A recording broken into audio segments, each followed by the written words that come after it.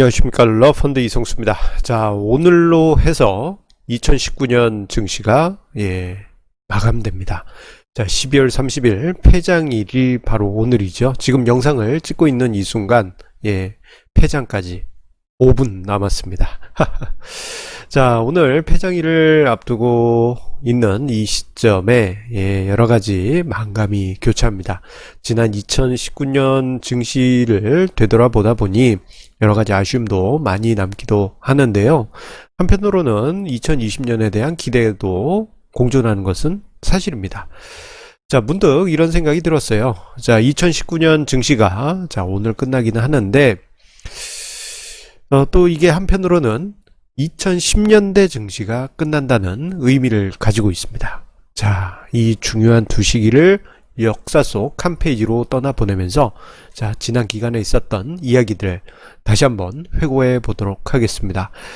자, 2019년 증시 먼저 우리 한번 회상해 보죠. 자, 2019년 증시는 다른 키워드 필요 없이 미중 무역 전쟁이 지배한 증시다라고 해도 과언이 아닙니다.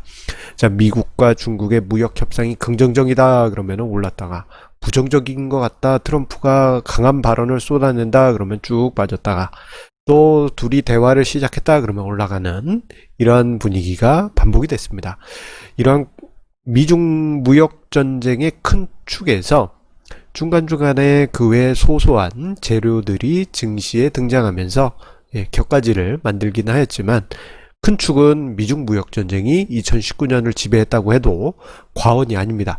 자, 그 큰 축을 중심으로 해서 지난 1년 동안 어떤 일들이 있었는지 굵직한 이슈들을 정리를 해봤습니다. 자, 정말 많죠. 시장을 보게 되면은 매일같이 재료가 없는 날이 없고 매달 매주 굵직한 재료들 등장하지 않는 때가 없습니다. 자, 생각해보면 올해 초만 하더라도 미중 무역 협상이 긍정적으로 흘러간다 하면서 그리고 여기에 연준이 완화적 스탠스로 변했다 하면서 주가 지수가 크게 올랐다가 갑자기 5월 달에 미국이 관세율을 상향하는 등 미중 무역 전쟁이 또다시 긴장감으로 돌아서면서 증시가 하락하였죠.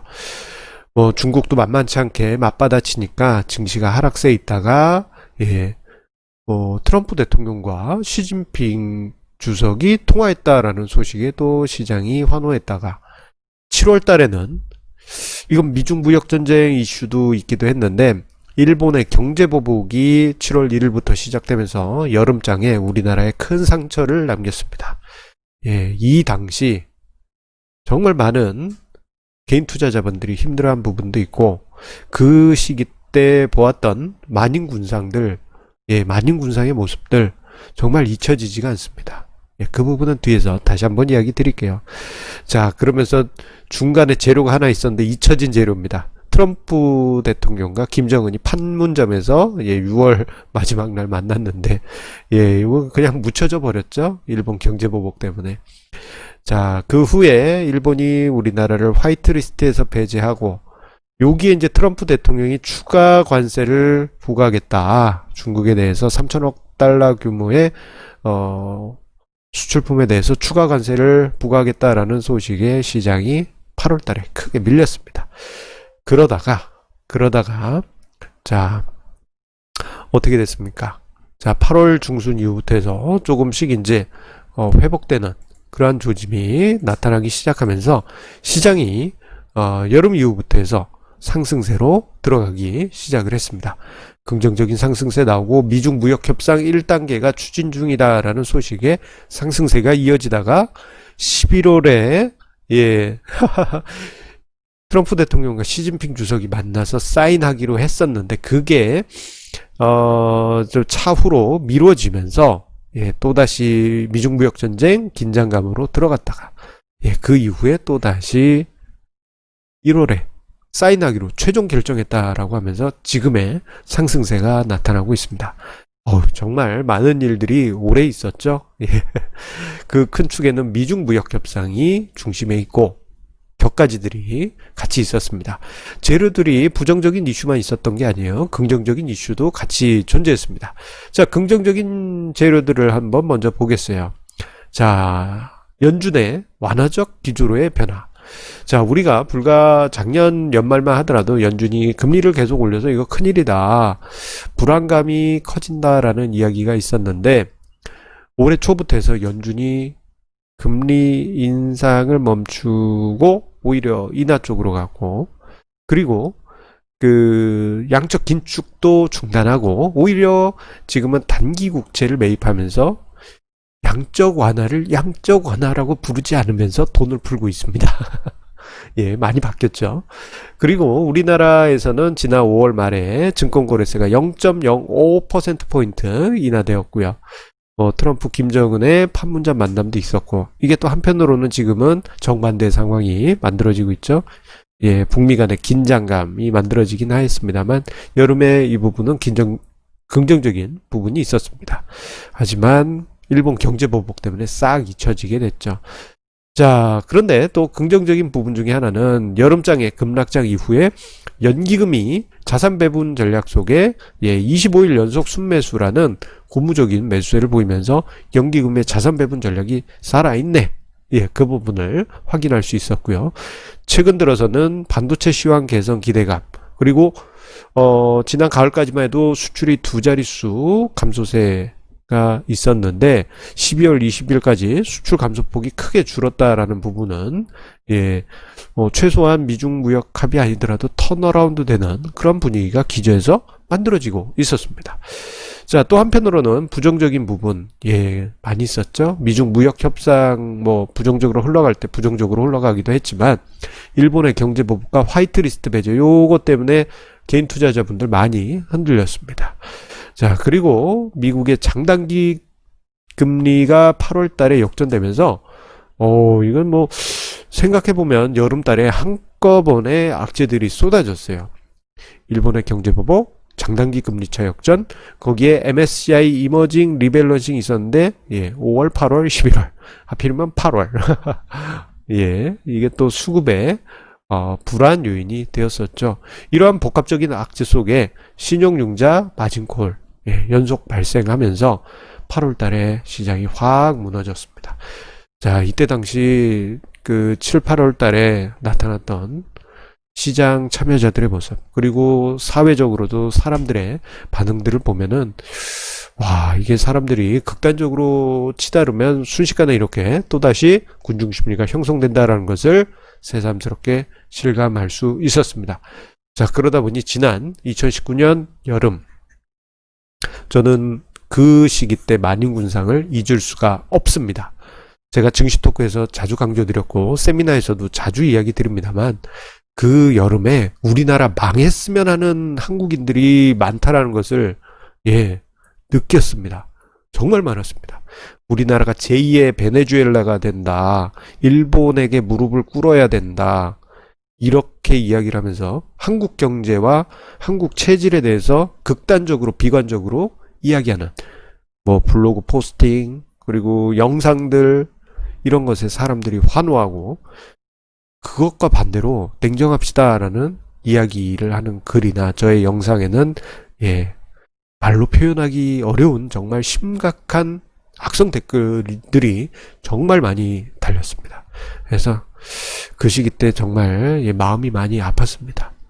그리고 저 때 절대 주식 투자를 배반하지 않을, 정말 그 주식 투자의 철학이 깊으신 분들까지 주식 투자에서 등을 돌렸던 때가 바로 저 여름입니다. 역휴먼 인덱스가 켜졌죠. 오히려 시장은 그때부터 돌아서서 올랐었습니다. 그 외에 번외로 이야기 드리자면, 여의도에 보면 에스모 오피스텔이 있어요. 거기에 전문 전업 투자자분들이 많이 있습니다. 애널리스트 출신 전업 투자자, 펀드 매니저 출신 전업 투자자 참 많이 있었는데, 지난 여름에 마진콜을 당해서 그곳에서 사무실을 뺀 분들이 부지기수라고 합니다.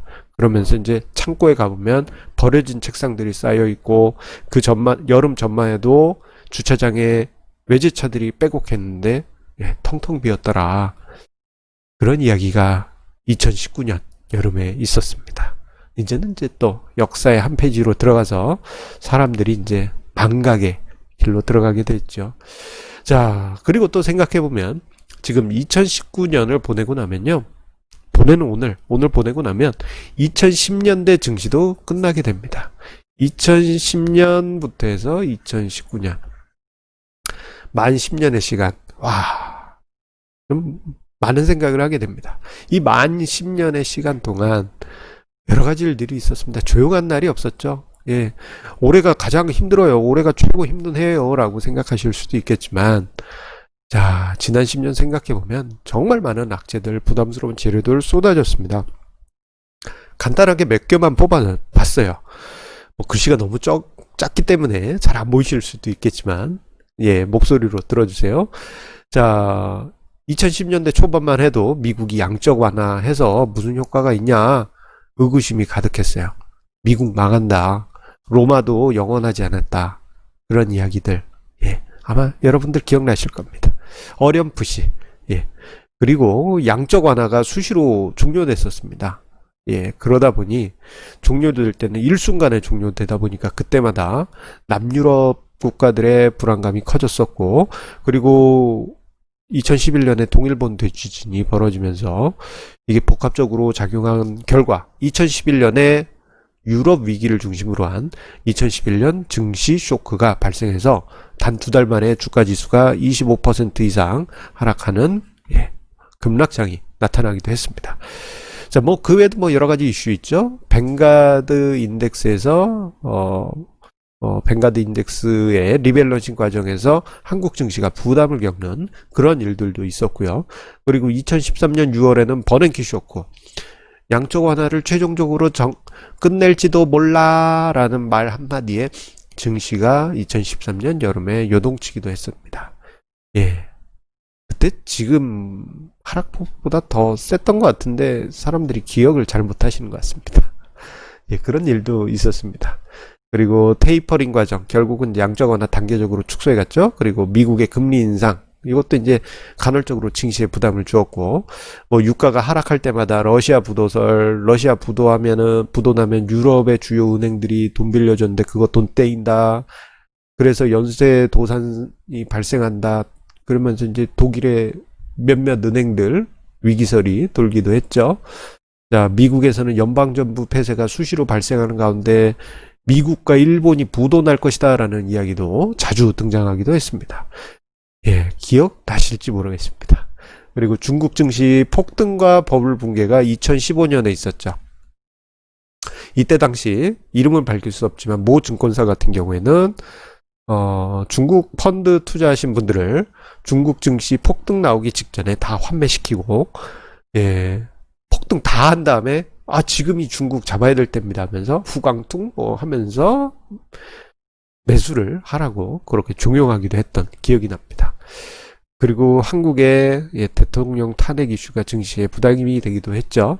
그리고 지난 10년 뭐 한국에서 전쟁 난다라는 이야기는 매년 있었습니다. 매년.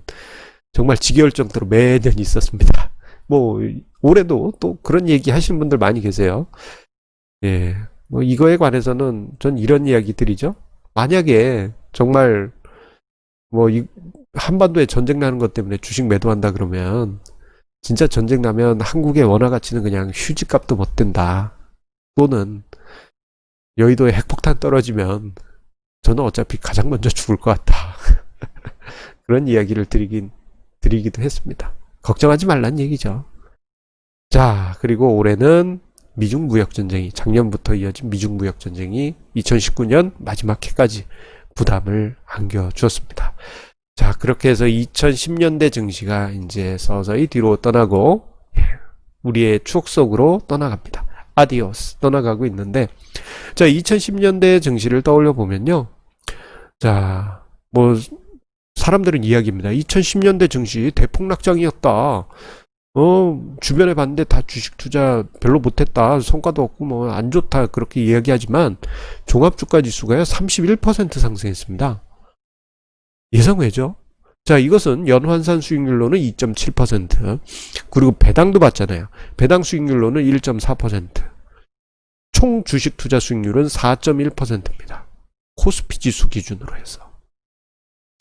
자, 같은 기간 예금 금리가 연 2.5% 수익률이었다, 이자율이었다라는 것을 감안해 보면은 높다면 높고, 예, 낮다면 낮을 수도 있지만, 예, 우리나라 종합주가지수 10년 동안, 예, 미운 털은 아니었다, 그렇게 이야기 드릴 수 있겠습니다. 자, 이제 2010년대 증시 뒤로 보내게 됐는데요. 예, 좀 아쉬움 많이 남지만 2020년대 증시 눈앞에 다가오고 있지 않습니까? 그 2020년대 증시에는 우리나라 증시가, 예, 미국 증시보다 더 화려한 그러한 흐름을 만들어 주길 기대를 해 보겠습니다. 자, 2018년 시작된 저의 이성수의 증시 토크 함께 해주셔서 감사드립니다. 2010년대를 함께 해주신 우리 애청자님들이 계시기 때문에 큰 힘이 됩니다. 2020년대에도 계속 영상 이어가면서 여러분들의 중요한 주식 투자 기준이 되어드리겠습니다. 마지막으로 우리 애청자님의 구독, 좋아요 주변에 공유를 해주시면 저에게 큰 힘이 됩니다. 그러면 우리 내일은 주식 거래가 없는 날이죠? 예, 예. 한 이틀 정도 주식 시장 쉬시고 우리 첫 거래일 1월 2일에 만나 뵙도록 하겠습니다. 감사합니다.